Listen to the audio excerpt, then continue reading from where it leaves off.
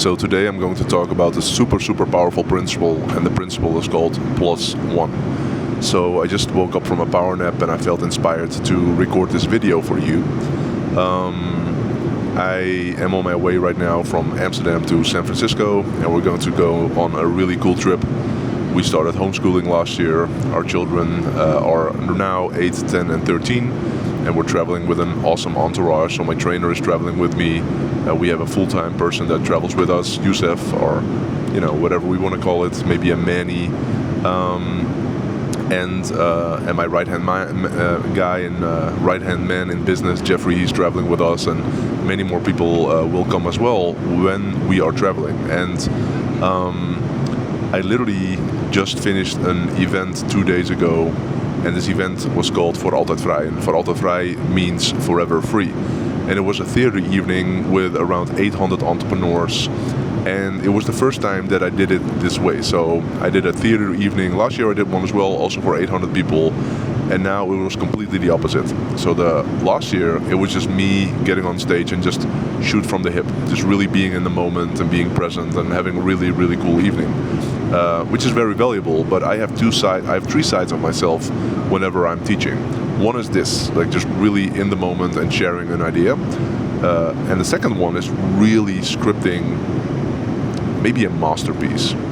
So I've been doing a lot of webinars since 2008, so 18 years, and I developed this skill where I'm actually really skillful with PowerPoint. So I can literally do a talk, a 10-minute talk. I've done multiple 10-minute talks for Genius Network, where in 10 minutes I actually show 100 slides and people don't even notice that it's 100 slides. It's just this weird quirk that I have that I'm able to really do an amazing presentation if I prepped it really well.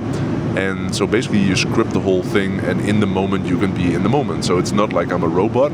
It's actually the opposite. I can really be with the people who are at my events while they experience a lot of interaction or stimulation, because they see a lot of images and quotes and words and colors, and it's sort of like, okay, I'm attending a seminar, but I'm also watching a movie, and it's pretty cool.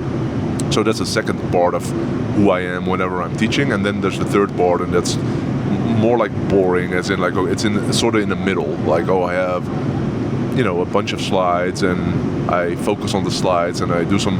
That's not where my superpower is. My superpower is really just really being in the moment, like this. Hopefully, you agree a little bit that is a part of my superpower.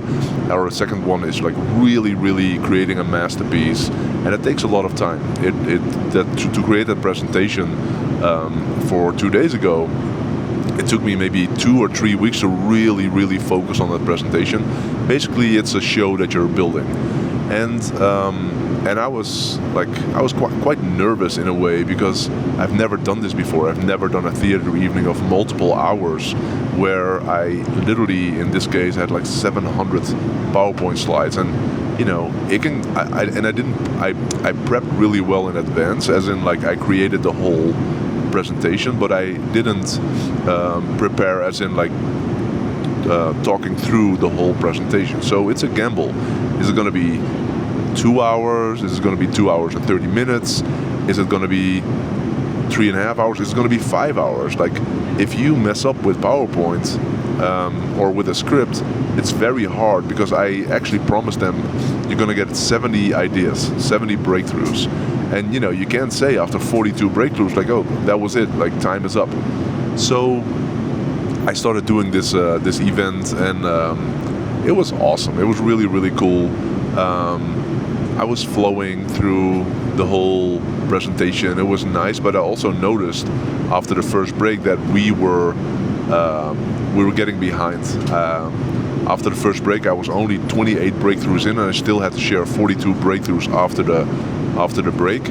And I noticed, man, I can't rush through the PowerPoint. I can't do that. So I decided to stay in the moment with my presentation and with whatever I created. And I decided to not focus on the time, but I also decided not to go over time, as in like not to weave, as somebody would say, not stray away from the presentation, just really be focused, but also just being relaxed, because you don't want to rush a presentation. So during my presentation, I noticed, okay, because we said it's going to be like 10:30 p.m., maybe 10:45 p.m., but it took me up until 11:30 p.m. To actually deliver the presentation. And with 800 people and public transport, and some people left. And if you're a speaker, it's not amazing that if you are, especially at the end of your presentation, and you build something, that people are leaving. But I knew, like, okay, this is 100% because I'm getting way over time, and I understand, like, people have to catch a bus or a train or whatever it is, so no problem there. But if I look at the evening, it was awesome. It was really, really, really awesome. And I had 800 people that, they went to bed really, really late on the last Wednesday night. And, you can feel a way around about that. And maybe I feel a little bit, about that. It is what it is. It happens. Like, I'm not too critical towards myself. And I actually feel, and I know, based on what we heard from most of the participants, that I actually over-delivered big time. So I don't feel bad about that. But, it is something that I want to improve, and I'm actually improving right now. I'm working, before I woke up from the power nap, before I did the power nap, I was actually working on the same presentation, and like really, really making it even better. And I'm excited about that for my next theory evening, which is probably going to be when we come back from this trip. This trip is going to be 2 months, and when I come back, I'll probably do another theater evening, or maybe multiple theater evenings, and then I have really my presentation dialed in. And so for now, it's like deleting, and fine tuning and making it better. So whenever you are doing things in life or in business that can be triggering and that can give you a certain feeling of unease, or maybe a feeling of failure, or maybe a feeling of not being enough, or maybe a feeling of disappointment, this feeling can have a really big impact on your system. And one of the things is that we oftentimes do, especially when, one of the things that we oftentimes do is we start to analyze why we have that feeling, and we start to give it a lot of meaning. So for example, if you're doing an event, just imagine you doing an event for 800 people, and from the 800 people, there's 100 people that are disappointed because whatever, in this case, it could be because I ran over time. I was an hour late. Maybe 100 people are really disappointed, and maybe, if you start thinking about that, they got into bed really late and they're all tired the day after, whatever. You start thinking about that, and maybe you see one comment of somebody who wasn't super excited, or whatever it is. You're in a pretty vulnerable position, for example, whenever you're teaching, whenever you're speaking in front of a big stage. But it can be anything. Whenever you put yourself in the world and you do stuff that's actually like, when you're actually doing stuff, you're in a vulnerable position, and people can say things or think things or comment things or whatever, and that can give you a certain feeling. And that feeling, if we give it too much meaning, it can take a life on its own. And today, what I'm going to share with you is the concept of +1. So I remember, doesn't matter. The concept of +1 is there upside in what you've been doing, even though there's a downside as well. And so, for example, you do an event and it's, you bless 700 people and you disappoint 100 people. Is that good news or bad news?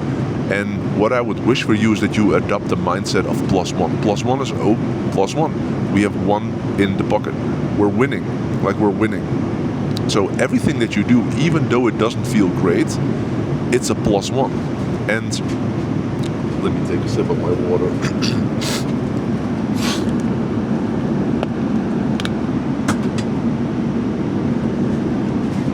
Dry air. So that's the concept of +1. All the things that you're doing, I just did a power nap, +1. I just did a call with somebody, try to close for our new program, they're not buying, okay, awesome, +1. Like, it's a win. Everything is a win. And so that's one idea. And the second idea that I want you to think about is one day.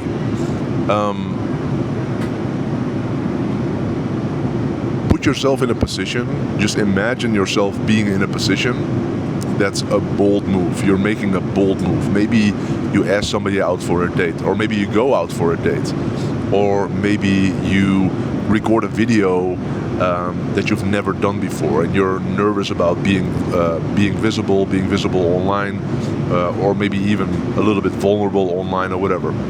Or maybe you're doing an event or whatever it is, or maybe you have to travel from from Singapore to Amsterdam, or maybe you have to travel from Japan to Madrid or whatever. It's a big trip with 2 or 3 layovers or whatever. Or maybe whatever it is. Maybe it could be anything. Something big for you that you really look up to and that you're maybe a little bit nervous about or maybe even scared about. All it is one day in your calendar. It's just one day in your calendar. There's 365 days in a year, and it's just one day in your calendar. Or maybe you're doing something that's really exciting and you're failing at it. Or maybe you make a fool out of yourself. Or maybe whatever happens, you do something that you're not happy or proud about yourself. It's just one day. And tomorrow morning you wake up and it's a new day. And you won't feel tomorrow the way you feel right now if you're not in a great place, because you've done something that's big and that might not have succeeded. So it's just one day. So there's 2 ideas. Plus one is, okay, everything you do, just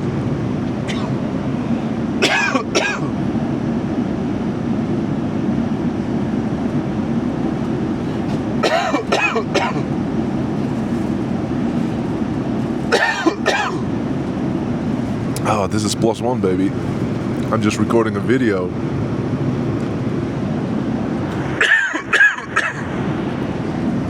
And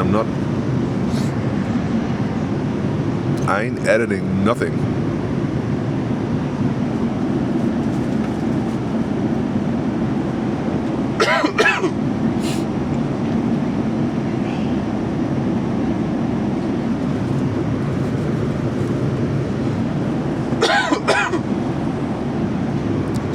Yeah. So just one day.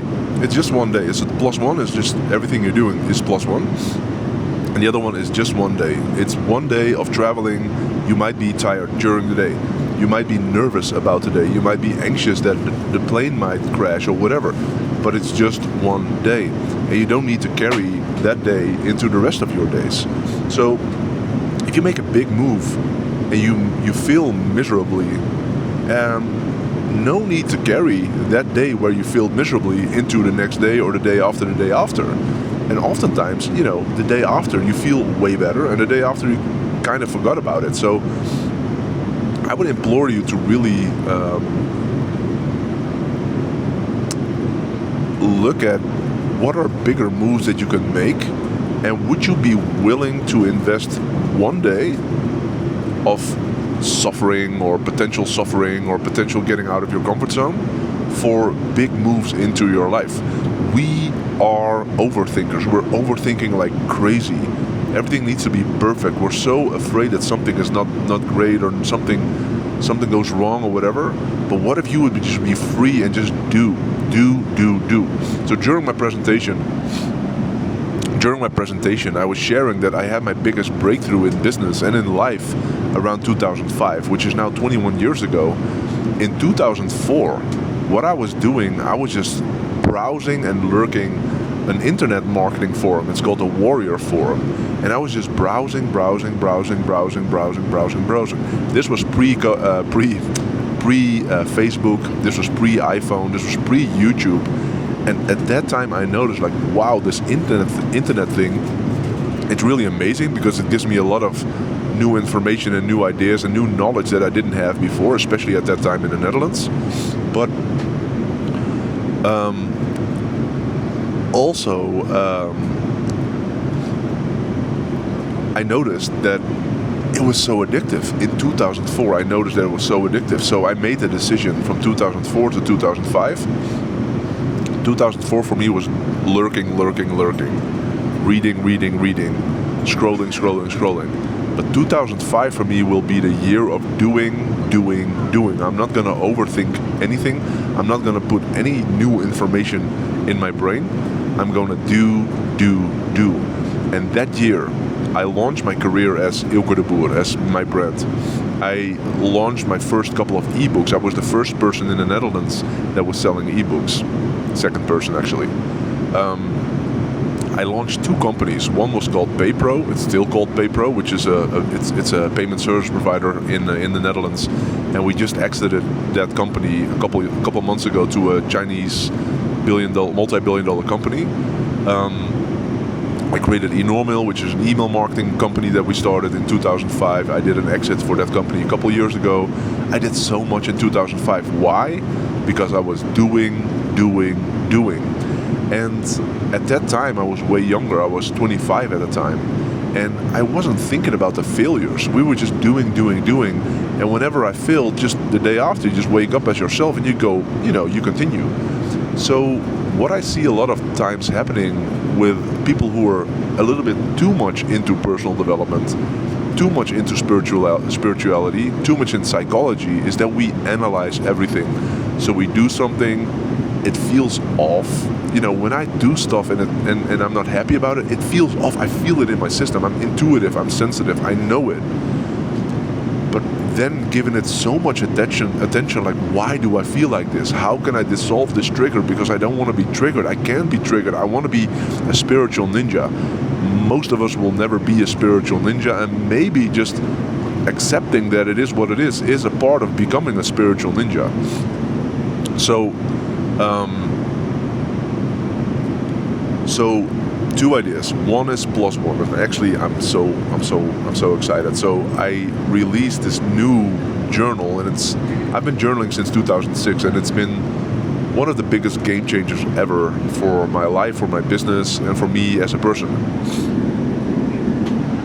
And I've always wanted to have my own journal, and now it's 2026. And I actually have my first journal. I actually have 3 journals, and one of the journals is my +1 journal. And it's really cool. I'm here now in the plane, and with my +1 journal, it has one rule, and the rule is very simple. Write down your wins. The only rule for this book is +1, +1, +1, +1, +1, +1, +1. So after I recorded this video, I'm gonna write in my +1 journal, just recorded a video in the plane, imperfect. Like, it looks like I have 3 months left to live because it's like this yellow color. I have a cold. People are looking at me strange. This is a big +1. So I might write down multiple +1s. One is I recorded a video. 2 is this is the first time I made a video in a plane. 3 is whatever. I'm gonna write down all the +1s, and this way, with your +1 journal, link in the description, with your +1 journal, all you do is win. You're just winning all the time. You don't write down your triggers. You don't write down your latest insights. You don't write down like why you feel the way you feel. You can do that, but not in your +1 journal. In your +1 journal, it's all about winning. And guess what?